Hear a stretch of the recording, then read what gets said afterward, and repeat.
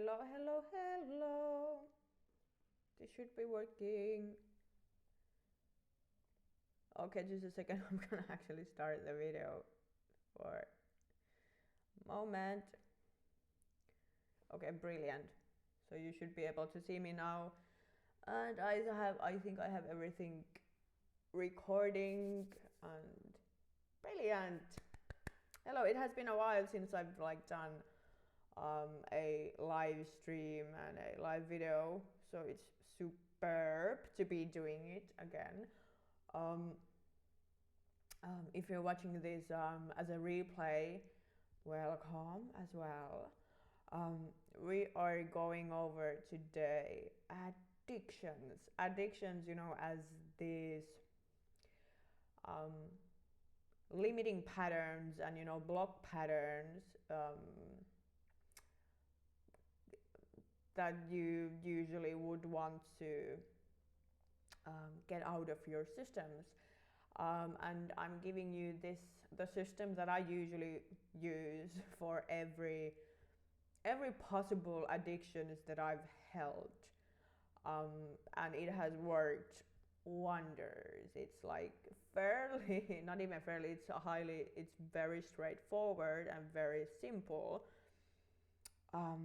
It works, and it works because it doesn't tackle only one aspect of the addictive, what is entailed in addictions. It actually covers all the parts, and thus it kind of requires obviously no one who does decides to stop doing something that gives them something pleasurable or even something familiar, because we don't become addicted to things if there wasn't something in it. Yeah, so it kind of handles all the aspects of it. So you're welcome. And when I say it's kind of straightforward and simple, I don't mean it's not gonna be, you still have to do the work, and it's very personal. It's still, there's things are gonna, you're gonna have to push through, discomfort, push through, plentiful of things, obviously. But it's something that it has been working wonders for me personally. And yeah, because addictions, as stated, it's kind of you can be addicted to, I don't know, substances. My own experiences have been with mild substances, not hardcore drugs or anything, but mild substances. But I was a heavy user, so I know the things that might come up. But I wanted to do this as well, because I've noticed that there's this tendency to want to diminish the effects that addictions have, and both diminish the effects that they have on onto ourselves. Basically, we're lying to ourselves on how much it affects, and we are minimizing usually the detrimental effects of it, so we don't have to change it, so we don't have to do the shitty thing, which is to actually to deal with all what the addictive thing has been hiding. And so we minimize it to ourselves, we rationalize it. And it's kind of the same thing with, I remember when I was first time quitting smoking, I was trying to and this is advice that I heard and read somewhere as well, which is you need to um, go over the the negative effects it has on you, and basically kind of like you need to shame yourself out of it, and and, and it's kind of like, yeah, it doesn't it's not it doesn't work that way, because we can rationalize like many things, and it's not. Yeah, I'm gonna get back to that part in later when I go over the system. But as we tend to minimize the effects, that the addictive thing has on you, I don't give a fudge. Is it about like food or alcohol, cigarettes, I don't know, mild substance uses, anything. We usually downplay and minimize it, and put us into a position where we're different than the other users. It's not that bad for me. The effects are not that horrid. But the reason is, and this is also usually why those patterns come to resolve. It's because you can rationalize it how much you want, but what I'm concerned is that how the addictive behaviors affect our freedom, like our personal freedom. Because how free are you actually you if you feel that, if the need to have that substance influences like your decisions, like how free are you? And if it has like a emotional entanglement over you, how are you actually like free, and how sovereign are you, and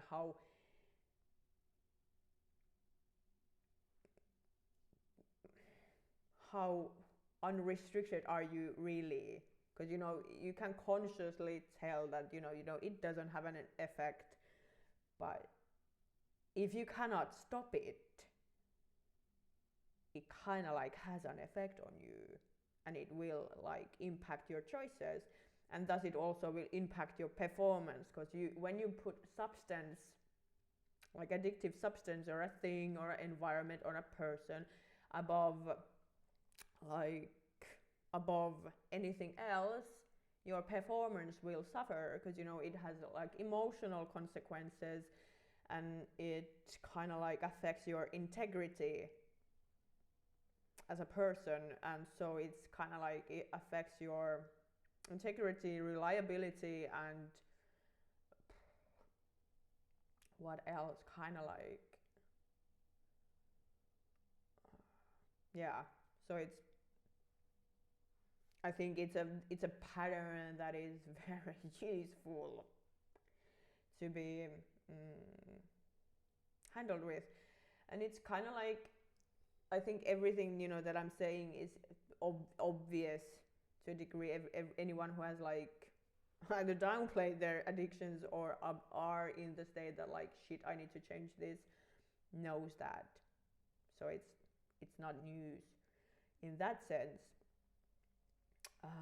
However, it I want to give you the tool that you can have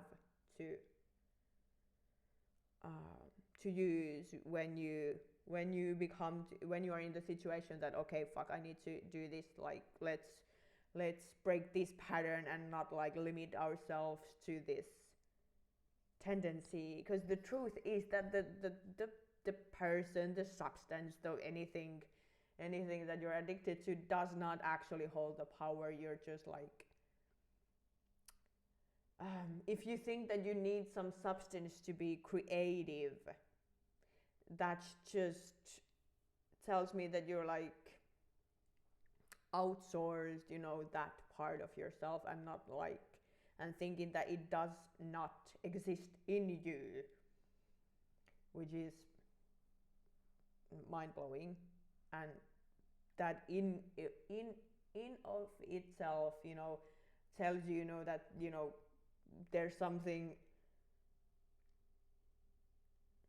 brilliant to be explored, because why the fudge would you think that?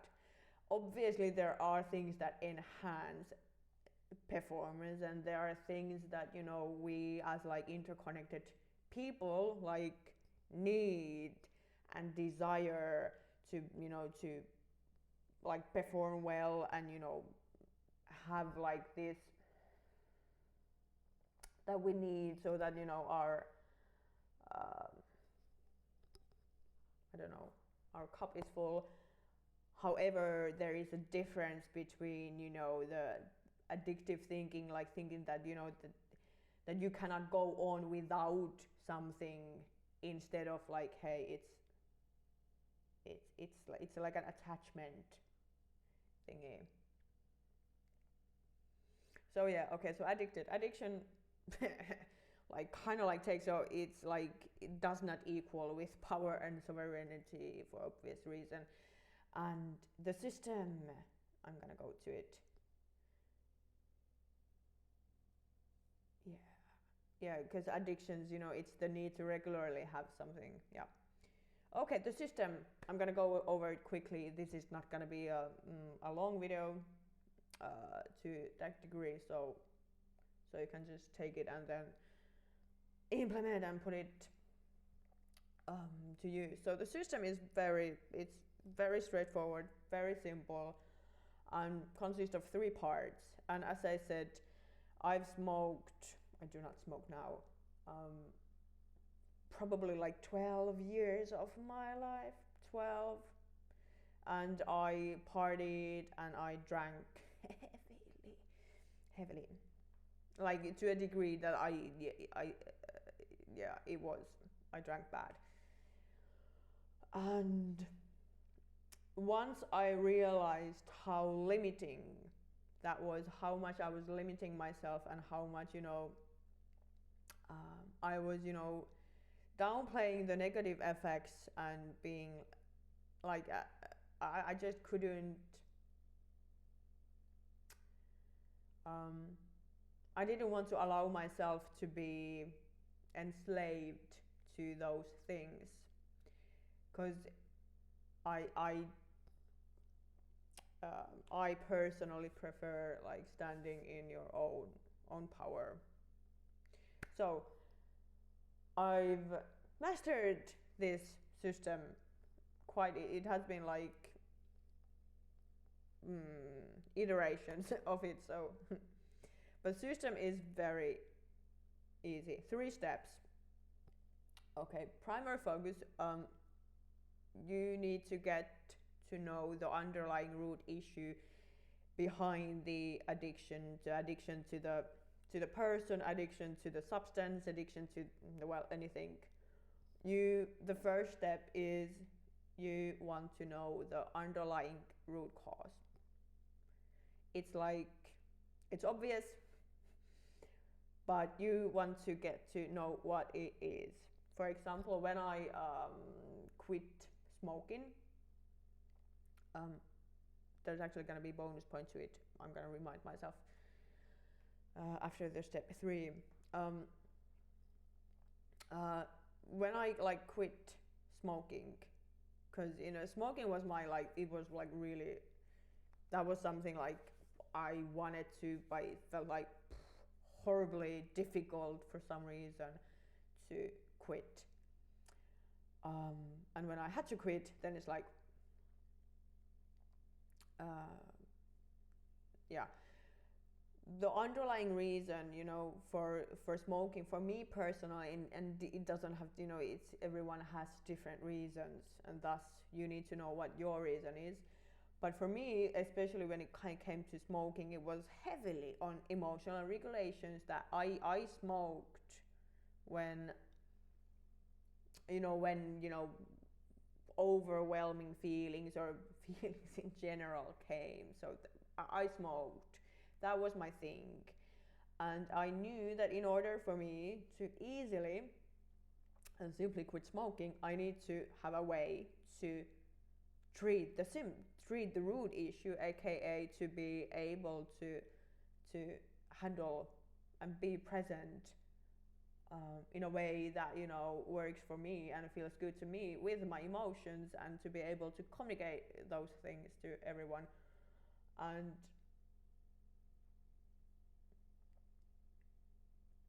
And I knew that if I wanted to make the transition from a smoker to non-smoker easy, that was the thing that I needed to personally address. So the first step is that you just check like the substance, whatever is it, what is it giving you? Is it like relaxing? Is it helping you to, I don't know, socially to do something? Is it um, do you get love, acceptance? What is it? Like, get to the underlying root issue. I don't care, you just like write it down what the thing is. And then and this is part, you don't even have to stop doing anything yet, but you just get the underlying root issue, you put it down, and then you come up with like how you can handle it in another way, like how you are going to get your fix, get the thing that you are getting out of, the addictive thing, how you're gonna like actually resolve it. Because if you don't resolve the thing, that is the thing that will pull you back in. That's the thing. So you need to resolve the thing under it. And sometimes this is like horrid, but sometimes there's like trauma that you need to address. So it might even not be, you can have like small addictions, or then you have like big addictions. So there actually might be like some trauma that you need to be released, that you need to release. Or then it's just like something minor that you need to, I don't know, get your like dopamine hit from somewhere else. Or yeah, it can be like major or minor, it doesn't matter. Yeah, so you need to get to the root of it and then like address it. Second part, and this is usually the things that usually I've noticed when we're talking about how to like stop being addicted to something. Usually the advice is that you need to like remind you consciously that this is bad for me, and blah blah blah. But they do not usually weirdly discuss that I don't care what like addictive pattern is, your body will be somewhat affected to it. So you will have like these withdrawal symptoms. And when you like quit the thing, quit your addiction, quit the addictive thing, you stop doing it, you like stop using it, the body, the withdrawal symptoms is the first thing that will hit your way. That's why you need to have the first step in order, so that you actually, whilst you're in the withdrawal symptoms, you have this new way of handling the things that were there. So because they're I think that was obvious. Yeah. So the body, usually I've noticed that it depends on the substance, but for all all the motions, it's usually the withdrawal symptom period. Usually it's not more than 2 weeks, 2 weeks, month, the top is usually what all the withdrawal symptoms and such are gonna be. So it's kind of like you need to just get out of that 1 month, and then you're fine. Then it's kind of like started to get out of your system, and that you need to want to have the underlying root issue addressed alongside with the dealing with the withdrawal symptoms. So, and withdrawal symptoms, they might be like bodily symptoms. I don't care if you stop caffeine. There might be like headaches. You don't get to sleep well, or there's something, because the substance is fucking physically leaving your body, so there are gonna be like effects on it. And then there's gonna be like there can be like emotional like symptoms, lots of like, I don't know, anger, sadness, well, everything. I think we all know what like withdrawal symptoms can be like. And but it's like 2 weeks to 1 month tops usually. I have no experience on like hard drugs or anything, and usually sometimes, if what I've researched learned is that if there's like if you know that there's gonna be heavy withdrawal symptoms that like can be like, and then probably it should be done with like knowledgeable people in there with you, so so that your body doesn't like, I don't know, not die, but like, so that there are like people who can actually help you handle the physical withdrawal symptoms. But the body part, it's it's just something that will happen. And of course, obviously, you can, you know um, the state of mind in which you go into it will also affect how horrid it's gonna be. So you can be conscious of how you enter it. Yeah, I have no idea how quantum shifters experience this. So if that is something that is like intriguing you, then either you or I do like more research on it. Okay, but yeah, that's the second part. First one, primary focus on underlying root issue and addressing that, and then two, the body, aka dealing with withdrawal symptoms. Then three, this is crucial, and this is sometimes discussed, but not to a degree. But it's the changing the habits, and this entails also changing the environments that have accompanied the addictions. Obviously, you can, for example, you can stop like doing alcohol and still be like a part of like heavy drinkers, but most likely you won't want to do that. But you can do it, so it's not like. But you would usually want to take a period of time where you are not actively involved in that kind of environment for obvious reasons. But yes, changing the habits, it's also you have to reflect. It's the third part is also that you reflect on those your habits. For example, by smoking or caffeine usage. Caffeine is like a bad example for me, but the smoking. Let's take smoking. I looked, okay. Did I smoke when I woke up? Did I smoke after lunch? Did I like when did I smoke? Where did I smoke? Because we get highly.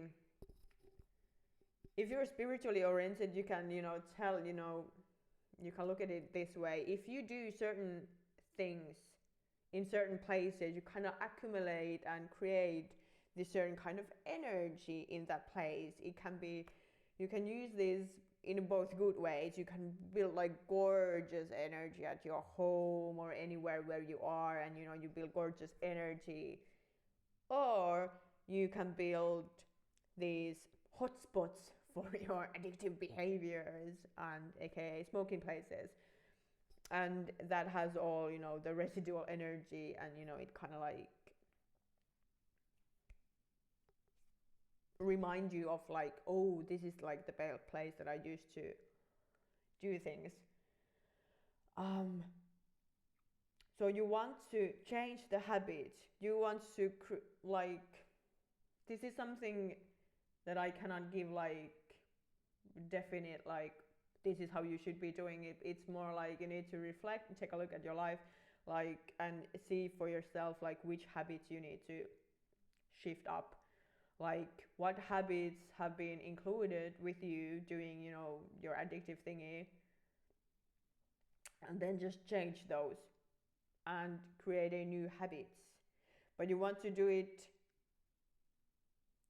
premeditatively and like basically like in advance preferably, or you want to be very proactive about it, because habits are, you know, kind of, it's your patterns of familiarity. So you want to make new patterns of familiarity with yourself, because this, the third step, helps you to go back to those places and to situations where you previously previously have been doing like those addictive things, and you can go back there and it doesn't trigger you anymore. It doesn't like trigger like any what's the word, it doesn't trigger in you that desire to do those things again. It's just like it, yeah, you can be, it helps you to be very much in the neutral space for it. But first you want to get yourself out of that environment and, you know, deal with the withdrawal symptoms and, you know, deal with the primary issue, and then you can, you know, and change, you know, the habits, and then, you know, it's a different ball game to enter those spaces again. But yeah, it's 1, 2, 3 parts: underlying root cause, body, dealing with, you know, the body and the withdrawal symptoms, and then changing the habits, creating new habits. And there was something that I wanted to share with, oh yeah, and one thing is also this, I think this is sometimes discussed, but it's also when you're shifting addictive habits and behaviors, it actually is also very much rooted in identity. Um, you want to do some like reflection work, not even reflection work, but you want to understand like what kind of identities have you hold, you know, this, what have you been thinking about yourself when it comes to when you're like doing this, when you're doing when you're being in consuming your addictive things, or and then what kind of person you are when you're not doing those things, because there is also very much of interesting things to look at, because I remember this because the last straw on me and like, you know, smoking, because I was like, okay, I cannot, you know, I knew that it doesn't do good on my body, you know, it felt horrible, like, ugh, it's very, it feels very,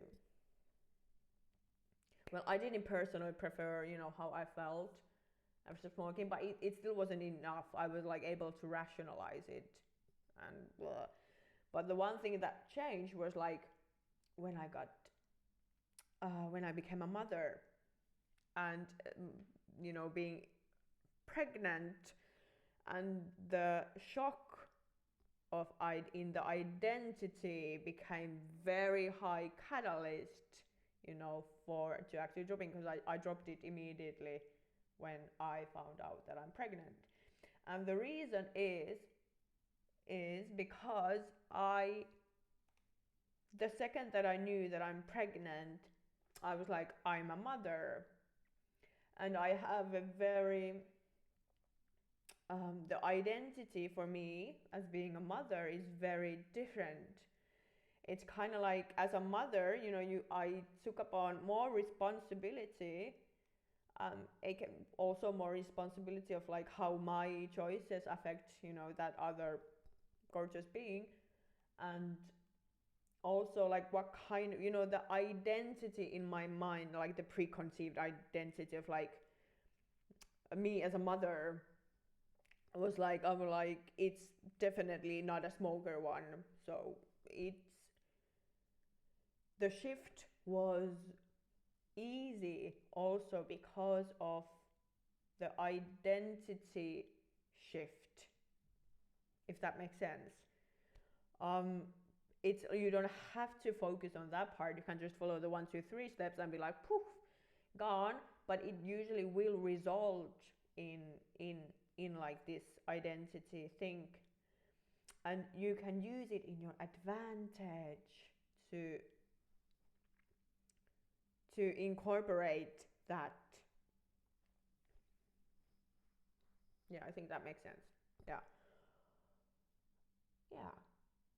And I actually came across, but yeah, go ahead and try this out if you have like in any any addictive behavior or anything, and see how it goes. Um, I also came across this. There's this excellent podcast, like highly excellent. Um, this one person introduced me to it, and I highly recommend it. It's the what is it, like Huberman Lab?